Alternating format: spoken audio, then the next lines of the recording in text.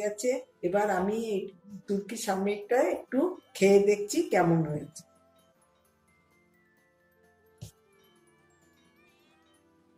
খুলে দেখছি এর ভেতরটা,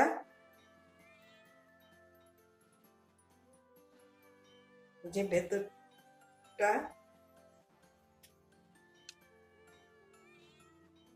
এইরকম হয়েছে দেখতে। এবার আমি একটু টেস্ট করে দেখছি।